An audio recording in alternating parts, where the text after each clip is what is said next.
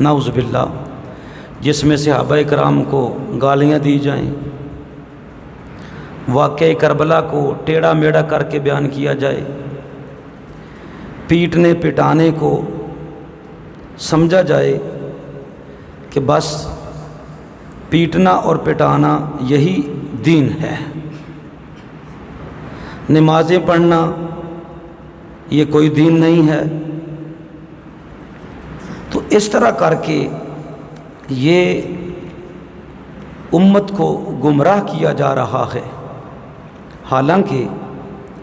حضرت سیدنا امام علی مقام رضی اللہ تعالی عنہ آپ بھی، آپ کے بھائی جناب حسن مجتبیٰ رضی اللہ تعالی عنہ بھی، اور آپ کے والد ماجد جناب علی المرتضیٰ شیر خدا رضی اللہ تعالی عنہ بھی، یہ حضرات جناب ابو بکر صدیق رضی اللہ تعالی عنہ کو اور حضرت سیدنا فاروق اعظم رضی اللہ تعالی عنہ کو اپنا مقتدا اور اپنا رہنما مانا کرتے تھے۔ میرے عزیز دوستو، حضور سید انبیاء صلی اللہ تعالی علیہ وآلہ وسلم آپ سرکار نے صحابہ کرام میں واضح طور پر ایک بار نہیں کئی بار اعلان فرمایا تھا، حضرت سیدنا ابو بکر صدیق رضی اللہ تعالی عنہ کی امامت کا، اور یہ کہ کوئی قوم کسی کو امام نہیں بنا سکتی اگر ان میں کوئی ابو بکر موجود ہے۔ لا ينبغي لقوم ان يؤمهم غیرہ وفیہم ابو بکر، کسی قوم کے لیے یہ جائز ہی نہیں ہے کہ وہ ایسے شخص کو امام بنائے جس کا نام ابو بکر نہیں، جبکہ ان میں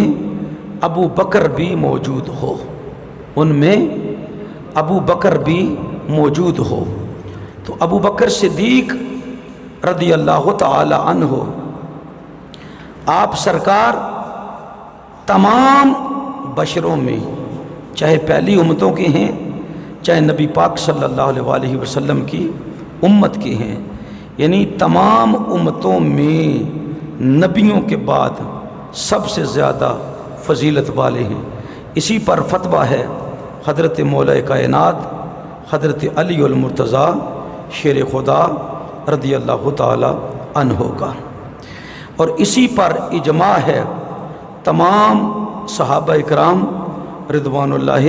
اجمعین کا، اور اسی پر حضرت امام حسن مجتبیٰ رضی اللہ تعالی عنہ ہیں، اور اسی پر حضرت امام حسین رضی اللہ تعالی عنہ ہیں، اور پھر تمام ائمہ اہل بیت اطہار، چاہے وہ امام حسن رضی اللہ تعالی عنہ کی اولاد میں سے ہوں، اور چاہے وہ حضرت امام حسین رضی اللہ تعالی عنہ کی اولاد میں سے ہوں، تمام کا اتفاق اس پر ہیں کہ حضرت ابو بکر رضی اللہ تعالی عنہ اس امت کے صدیق ہیں، اور آپ ہی خلافت کے سب سے زیادہ اور سب سے پہلے حقدار ہیں، سب سے پہلے حقدار ہیں۔ اس بات کے بارے میں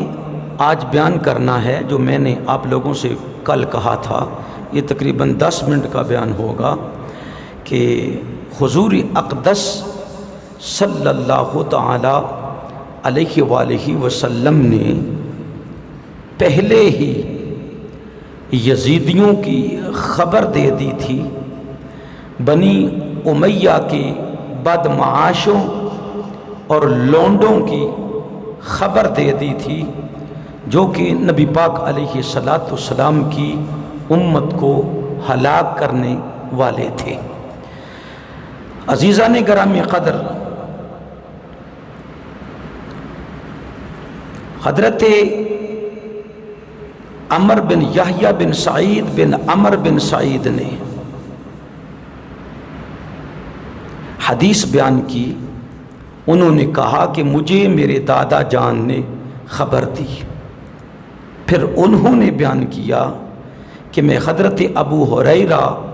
رضی اللہ تعالی عنہ کے ساتھ مدینہ طیبہ میں موجود تھا۔ نبی کریم صلی اللہ علیہ وسلم کی مسجد میں بیٹھا ہوا تھا اور ہمارے ساتھ مروان بھی تھا، حکم کا بیٹا۔ اور حکم وہ شخص ہے فتنہ پرور کہ جس پر اللہ کے رسول صلی اللہ علیہ وسلم نے لعنت بھی فرمائی تھی، اور اس وقت یہ مروان اپنے باپ حکم کی پشت میں تھا۔ نبی پاک صلی اللہ علیہ وسلم نے مروان کے باپ حکم کو مدینہ بدر بھی کیا تھا کہ یہ مدینے میں داخل نہیں ہو سکتا۔ تو یہ فرماتے ہیں کہ ابو ہریرہ بھی مسجد نبوی میں صحابی رسول تھے۔ میرے دادا جان فرماتے ہیں کہ میں بھی تھا اور مروان بھی وہاں پر موجود تھا، جو حضرت امیر معاویہ رضی اللہ تعالیٰ عنہ کے زمانے میں مدینے کا گورنر تھا۔ تو حضرت ابو ہریرہ رضی اللہ تعالیٰ عنہ نے کہا کہ میں نے قال ابو ہریرہ سمعت الصادق المصدوق، میں نے صادق و مصدوق اللہ کے سچے اور سچے جانے گئے پیغمبر حبیب خدا محمد مصطفیٰ رسول خدا صلی اللہ علیہ وسلم سے سنا، یقول، سرکار نے ارشاد فرمایا، ہلاکت امتی علی یدی غلمت من قریش، فرمایا میری امت کی ہلاکت قریش کے چند لونڈوں، چند بچوں، کم عمر لڑکوں کے ہاتھوں ہوگی۔ قال مروان، مروان بول کر کہنے لگا، حالانکہ یہ سمجھ چکا تھا کہ اس سے مراد ہم لوگ ہی ہیں، اس نے کہا لعنت اللہ علیہم، ان لڑکوں پر نو عمر قریش قبیلے کے اوباشوں پر اللہ کی لعنت ہو۔ غلمتاً، وہ بچے ہیں۔ فقال ابو ہریرہ، سرکار ابو ہریرہ نے فرمایا، لو شئتو، اگر میں چاہوں، ان اقول بنی فلان و بنی فلان، تو میں یہ بھی بتا سکتا ہوں وہ بنی فلاں ہے، بنی فلاں ہے، اس کے باپ کا یہ نام ہے اور بیٹے کا یہ نام ہے، باپ کا یہ نام ہے، بیٹے کا یہ نام ہے، باپ کا یہ نام ہے، بیٹے کا یہ نام ہے۔ اللہ اکبر، اللہ اکبر۔ لفعلت، میں ایسا کروں، فکنت اخرج مع جدی الی بنی مروان، یہ راوی کہتے ہیں کہ میں اپنے دادا جان کے ساتھ، وہ دادا جو ابو ہریرہ کے ساتھ بیٹھے ہوئے تھے، کہتے میں ان کے ساتھ وہاں گیا، الی بنی مروان، بنی مروان کے پاس، یعنی ان کے بنو امیہ کے ان لڑکوں کے پاس، حین ملکوا بالشام، جب ان کو شام کی حکومت مل چکی تھی۔ یہ مروان یزید کے بعد ملک شام کا پہلا حکمران بنا ہے، مروان بن حکم۔ جب یہ شام کی حکمران بن چکے تھے، فَإِذَا رَآهُمْ غِلْمَانًا، جب ان کے لڑکوں کو دیکھا، بنو مروان کی طرف دیکھا، جب وہ شام کے حکمران ہو گئے تھے، جب وہ ابو ہریرہ رضی اللہ تعالیٰ نے 9 عمر لڑکے دیکھے تو کیا فرمایا؟ قال لنا اسا ہؤلاء، تو فرمایا کیا یہ وہی نہیں ہیں جن کے بارے میں اللہ کے رسول صلی اللہ علیہ وآلہ وسلم نے ارشاد فرمایا تھا ان یکونوا منہم، کہ یہ بھی ان میں سے کچھ ہیں۔ قلنا انت عالم،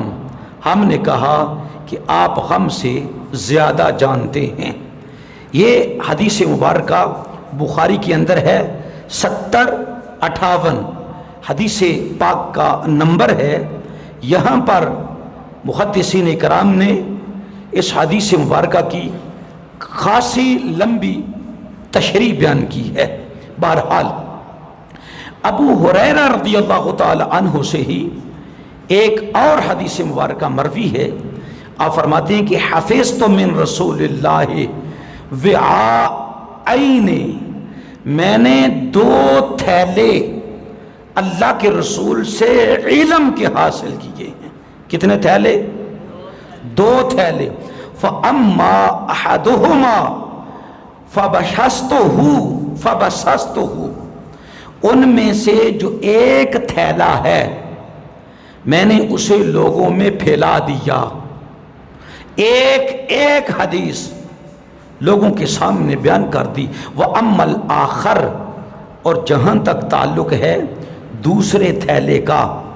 فَلَوْ بَسَسْتُهُ قُطِعَ هَذَا الْبُلْعُومُ، تو فرمایا اگر اس تھیلے میں سے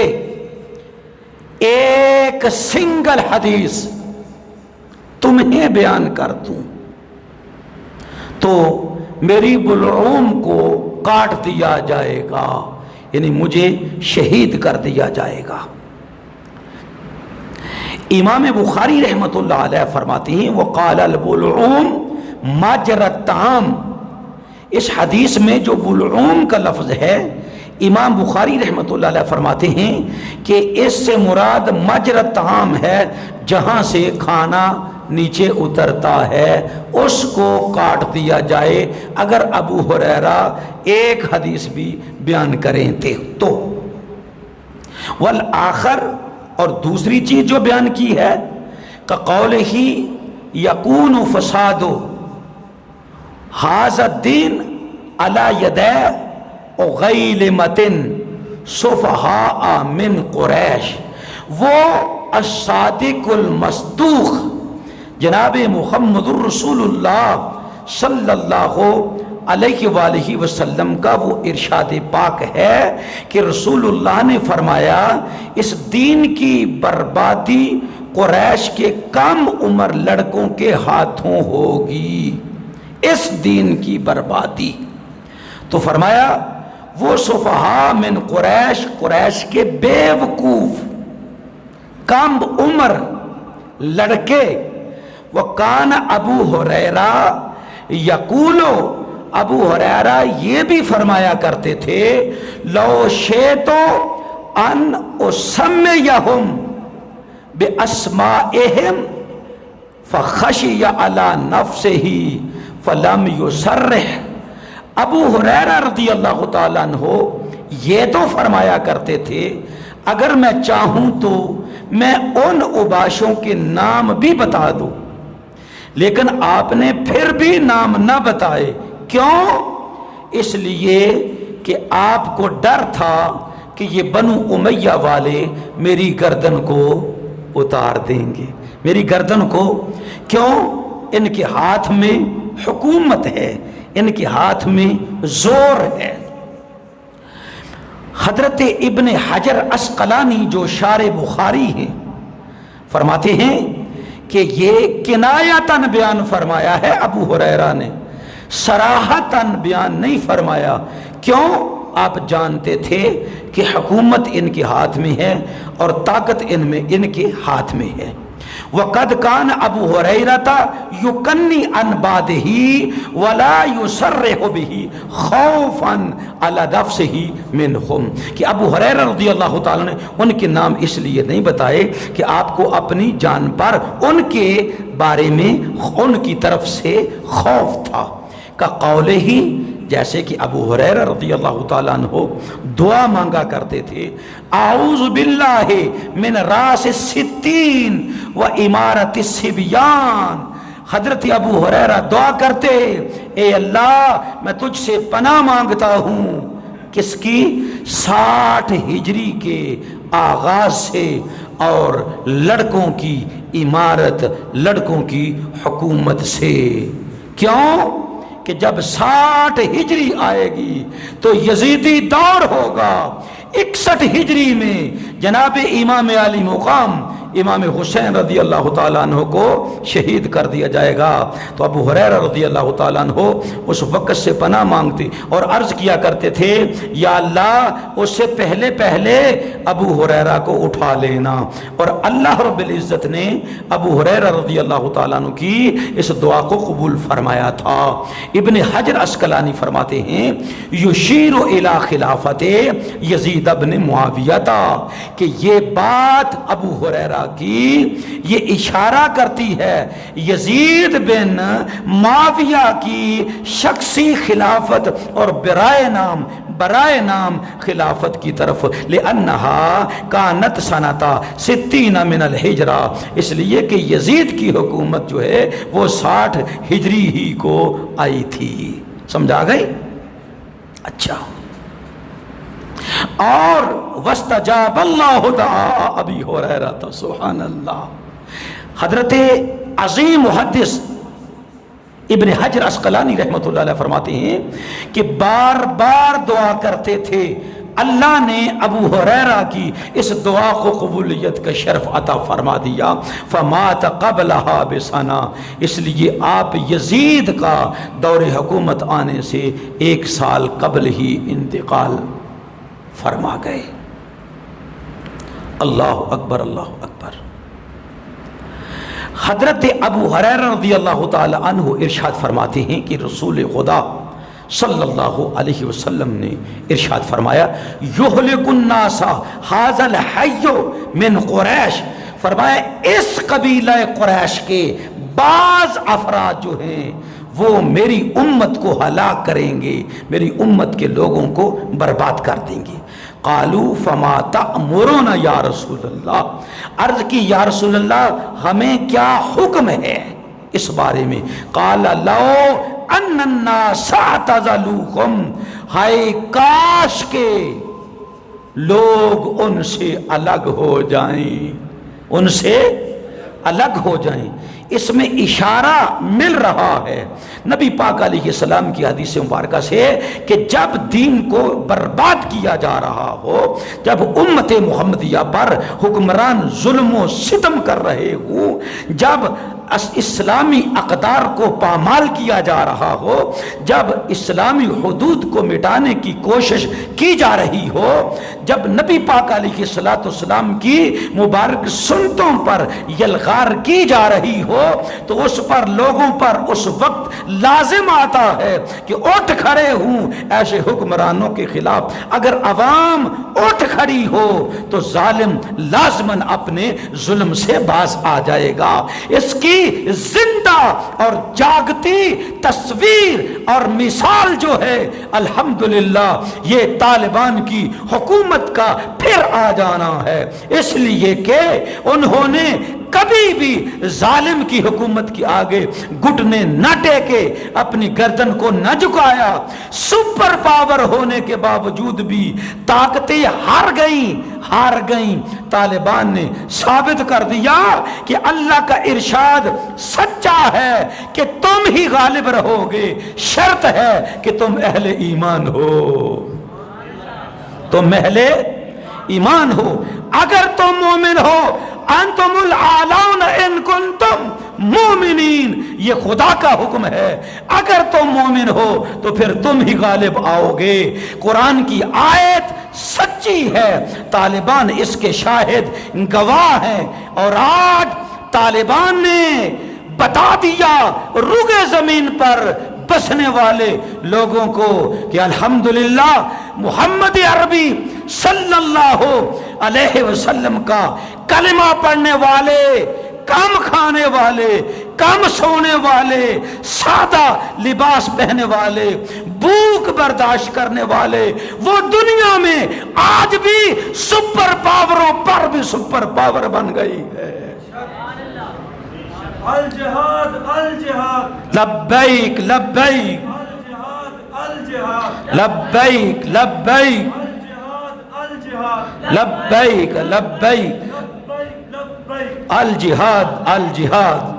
لبیک الجہاد الجہاد تاجدار ختم نبوت زندہ باد زندہ باد۔ تو ارشاد فرمایا قال لو ان الناس اعتزلوہم، کاش کے لوگ ان کا ساتھ چھوڑ دیں۔ اور اس میں اس بات پر بھی اشارہ ہے، اس بات کی طرف بھی کہ لوگ ان کا ساتھ چھوڑیں گے نہیں، یہاں تک کہ امام حسین کو بلوا کر آپ کا ساتھ چھوڑ دیں گے اور یزیدیوں کے ساتھ کھڑے ہو جائیں گے۔ اس حدیث مبارکہ کو امام بخاری اور امام مسلم دونوں نے نقل کیا ہے، یہ متفق علیہ حدیث ہے۔ حضرت ابن حجر عسقلانی رحمۃ اللہ علیہ فرماتے ہیں کہ ان المراد بعد قریش وهم الاحداث منهم لا كلهم، فرمایا اس میں جو رسول اللہ نے قریش قبیلہ فرمایا، اس سے مراد پورا قبیلہ قریش نہیں، کیونکہ وہ تو سردار ہیں، ان میں تو بڑے بڑے سید ہیں قبیلہ قریش میں، اس کی ایک شاخ، اور اس میں بعض لڑکے نو عمر اوباش قسم کے، ان کے ہاتھوں سے امت مسلمہ کی بربادی ہوئی ہے۔ اللہ اکبر اللہ اکبر۔ اور پھر یہ تیسری حدیث مبارکہ جو ابھی میں نے بیان کی ہے آپ لوگوں کے سامنے، اور چوتھی یہ کہ نبی پاک علیہ الصلوۃ والسلام نے ارشاد فرمایا ہلاک امتی علی یدہ غلمت من قریش، کہ میری امت کی ہلاکت قریش قبیلے کے 9 عمر لڑکوں کے ہاتھوں ہوگی۔ قال مروان غلمہ کیا لڑکوں کے ہاتھوں میں ہوگی؟ قال ابو ہریرہ ان شئت ان اسمیہم بنی فلاں و بنی فلاں، اگر تو چاہتا ہے، اور کہیں فرمایا ان شئت، اگر میں چاہوں تو بتا سکتا ہوں وہ فلاں کا بیٹا فلاں کا بیٹا فلاں کا بیٹا، وہ بنی فلاں بنی فلاں اور بنی فلاں ہے۔ پھر ارشاد فرمایا نبی پاک علیہ الصلوۃ والسلام نے ارشاد فرمایا تعوذوا باللہ من راس السابعین و امارت الصبیان، ارشاد فرمایا اللہ کے رسول صلی اللہ علیہ وسلم نے کہ راس سبعین، اس سال کے آنے سے اللہ کی پناہ مانگو جب بنی امیہ کی حکومت ہوگی اور یہ ظالموں کا ظلم اپنے جوبن پر ہوگا، اور 9 عمر اوباش قسم کے لڑکوں کی حکومت سے، امارت سے بھی اللہ کی پناہ مانگا کرو۔ امام احمد نے اس کو رجال صحیح کے ساتھ نقل فرمایا ہے، امام حیثمی نے اور امام بزار نے بھی اس کو نقل فرمایا ہے۔ میرے عزیز دوستو، میں آج آغاز کیا ہے اس موضوع کا کہ حضرت صلی اللہ علیہ وسلم نے تمام خبریں پہلے ہی ارشاد فرما دی تھی، پہلے ہی ارشاد فرما دی ہوئی تھی، اور لوگ واضح طور پر کہا کرتے تھے۔ حضرت عبد الرحمن بن ابی بکر رضی اللہ تعالیٰ عنہ سے کہا گیا کہ تم یزید کی بیعت کرو، تم یزید کی بیعت کرو، تو آپ نے بیعت کرنے سے انکار فرما دیا۔ مروان اس وقت مدینے میں تھا جو بڑا شرارتی تھا، آپ نے اسے خطاب کر کے فرمایا مروان تو گواہ رہنا کہ میں اللہ کے رسول کی حدیث تجھے سنا رہا ہوں، میں موجود تھا جب اللہ کے رسول نے تیرے باپ